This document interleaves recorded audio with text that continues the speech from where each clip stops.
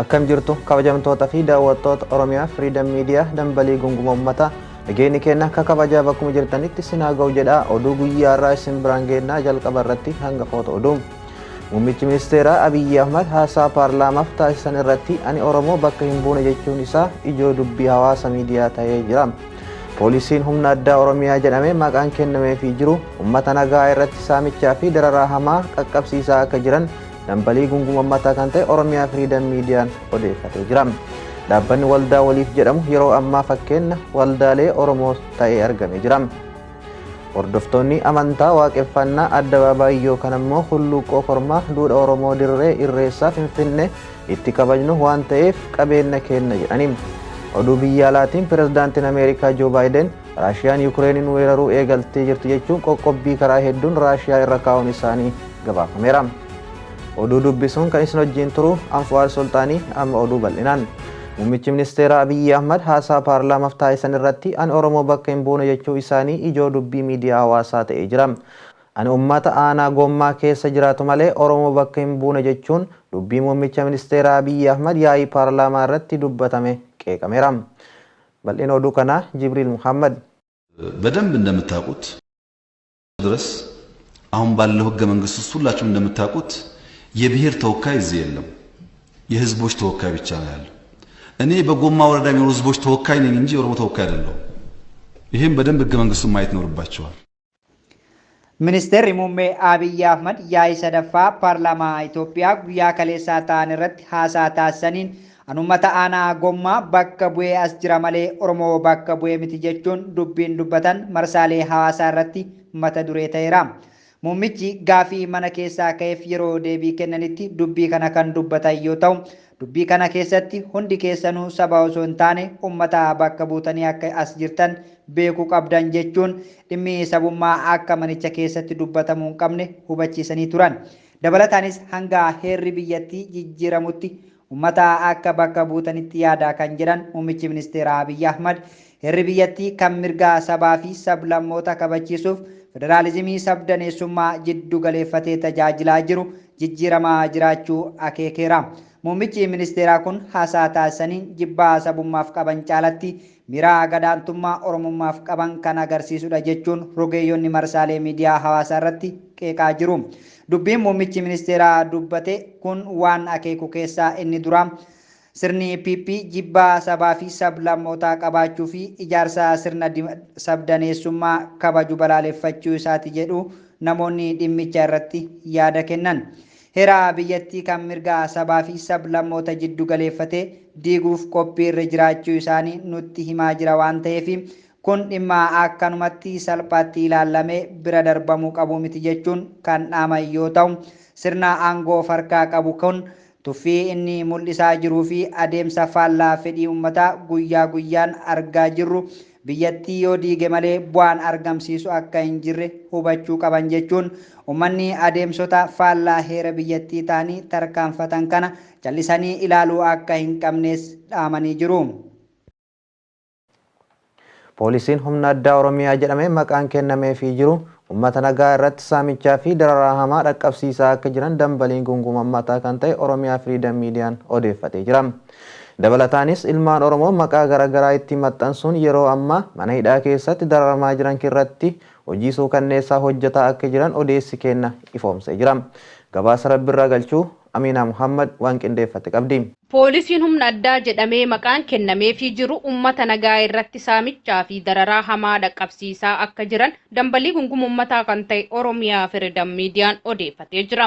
Haala guutuu Oromiyaa keessatti jedhamuu danda'amuun poolisiin humna addaa jedhamu dararaa hangana hin jedhamne ummata irratti raawwachuun ummanni xiiqii guddaa keessa akka seenu taasisaatii jira. Oromiyaa Freedom Meediyaan akka odeeffatetti poolisiin humna addaa kun maqaa seera eegsisa jedhuun haala mijjeeffatee qabeenya ummataa fi abbootii qabeenyaa saamaa akka jiru odeeffannoon arganne ni mul'isa. Kana malees ilmaan Oromoo maqaa garaagaraa itti maxxansuun yeroo ammaa mana hidhaa keessatti dararamaa jiran irratti hojii suukaneessaa hojjetaa akka jiran odeessi keenya ifoomsee jira. Akka jiraatan Oromiyaa irraa arganne dubbisnetti ummanni Oromoo poolisii humna addaatiif jibbiinsa addaa akka qaban himuun hundeeffamni poolisii addaa Oromiyaa jedhamu kun poolisii Oromiyaa osoo hin taane maqaa garee saamichaati jechuun dubbatanii jiru. Dabalataanis dararaan yeroo ammaa mana hidhaa guutuu Oromiyaa keessatti argamu hunda keessatti ilmaan Oromoo namoota Suudi Arabiyaa jiran caalaa dararamaa akka jiran jiraatan Oromiyaa irraa haala nageenyaaf maqaan isaa dhahamuu hin barbaanne tokko dubbatanii jiru. Dhaabbanni waldaa waliif jedhamu yeroo ammaa fakkeenya waldaalee Oromoof ta'ee argamee jira. Dhaabbanni waliif yeroo jalqabaa namoota 28 kan eegale yoo ta'u, yeroo ammaa garuu sheerii hordoftoota qofaa namoota 13,000 olitti ol guddatee jira. Gabaasa guutuu isaa Rabbirraa galchuu waan odeeffate qabam. Biyya Itoophiyaa ijaaruu keessatti gahee uummanni Oromoo gumaachan kan beekamudha. Haa ta'u malee akka saboota biyya keessaatti hirmaachuu fi waan isaa guddisuu irratti baroota dheeraaf ukkaanfamaa turaniiti jiru. Keessattuu maqaa Oromoon dhaabbilee garaagaraa ijaaruu, waldaa adda addaa gurmeessuu, dandeettii qabanii fi qabeenya qabaniin akka biyya isaanii hin guddisne gadi qabamuun isaanii kan beekamudha. Garuu yeroo ammaa uummanni Oromoo bu'aa bahii fi aarsaa lubbuu ijoollee isiitiin kaffalameen wantoota tokko tokko mul'ataa jiran dinqisiifachuuf dambalii gunguma uummataa kan ta'e Oromiyaa Freedom Midiyaan dirqameetii jira. Yeroon sun bara 2008 ture. Beektonni, gootonni, doktoroonni, injinariingoonni, qeerroo fi qarree dabalatee namoota 28 dhaabbata maqaan isaa waliif jedhu dhaabbateetii ture.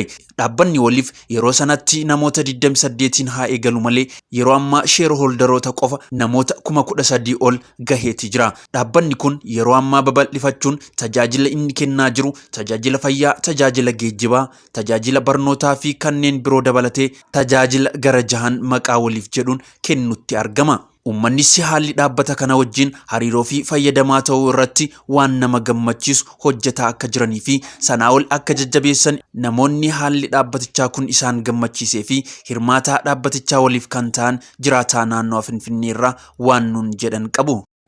Hordoftoonni amantaa waaqeffannaa addabaabaayii yookaan hulluuqoon kormaa duudhaa Oromoo dirree irreessaa Finfinnee itti kabajnu waan ta'eef qabeenya kenna jedhaniin. Ragaan abbaa qabeenyummaa nuuf haa kennamu jechuun xalayaa kantiibaa magaalaa Finfinnee Aadde Adaanech Abeebeetiif barreessuun gaafataniiru. Bal'ina oduu kanaa Jibriil Muhammad waan qindeeffate qabam.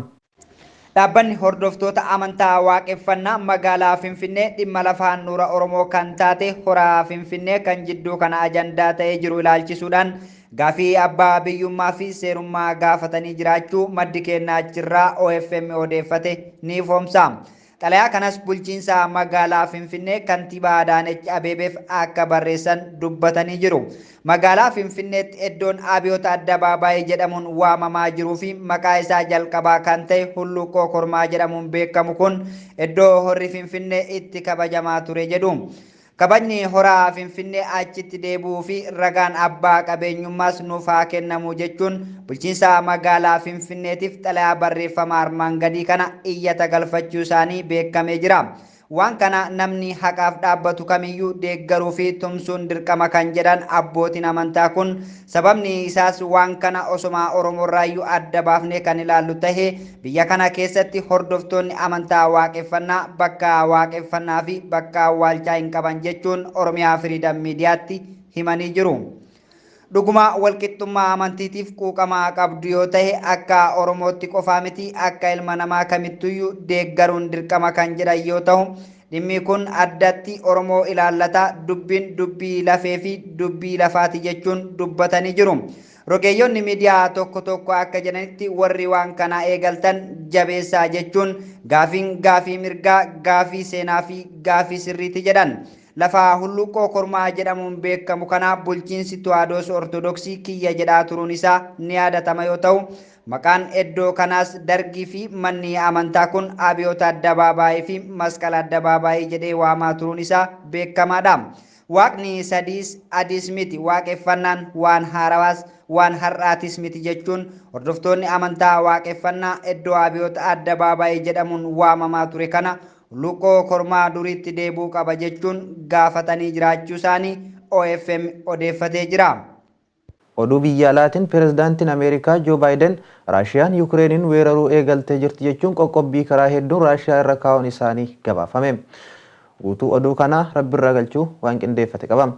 Pirezidaantiin Ameerikaa Joo Baayiden Raashiyaan Yukireeniin weeraruu eegaltee jirti jechuun qoqqobbii karaa hedduun Raashiyaa irra kaa'uu isaanii gabaafame. Mootummaa Raashiyaadhaan tajaajila faayinaansii biyyoota lixaa irraa kunneerra jechuun Joo Baayiden dubbataniitii jiru. Tarkaanfiin kun erga pirezidaantiin Puutiin loltoota isaanii bakkeewwan lama baha Yukireenii keessatti finciltootaan qabamanitti erguuf raggaasan booda jedhama. Raashiyaan gama isiitiin naannicha akka walabateetti ilaalaatii jirti. Yukireen ammoo haleellaa birmadummaa biyya koo irratti raawwatte jechuun dubbatteetii jirti.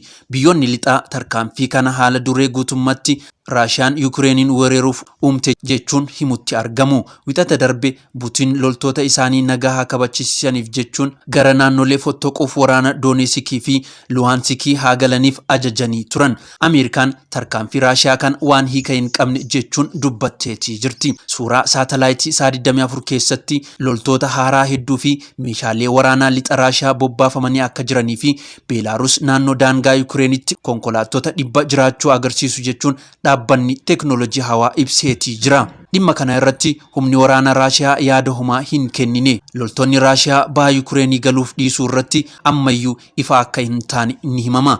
Baayiden tarkaanfiin isaa jalqabaa kun mootummaa Raashiyaa irratti kan xiyyeeffate ta'uu himan. Tarkaanfiin amma fudhatame liqaa maallaqaa argachuu dabalata. Kana jechuun Raashiyaan dhaabbilee faayinaansii lixaa irraa deeggarsa maallaqa mootummaa isheef barbaachisu hin argattu jechuudha. Ameerikaan dabalataan hooggantoota olaanoo Raashiyaa akka adabtu himteetii jirti. UK fi gamtaan Awurooppaa qoqqobbii jalqaba baankota Raashiyaa fi namoota dhuunfaa irratti guyyaa kibxataa dabarsaniitii jiru. Miseensonni gamtaa Awurooppaa 27 ta'an tarkaanfii farra Raashiyaa fudhataman irratti waliin ta'aniitii jiru. Miseensonni mana marii olaanoo Raashiyaa 351 ta'an naannolee fottoqaa jiran lamaan Dooneetskii fi Luhanskii akka walabataan beekamtii kennan irratti qoqqobbiin gamtaa Awurooppaa ni xiyyeeffata jedhameetii jira.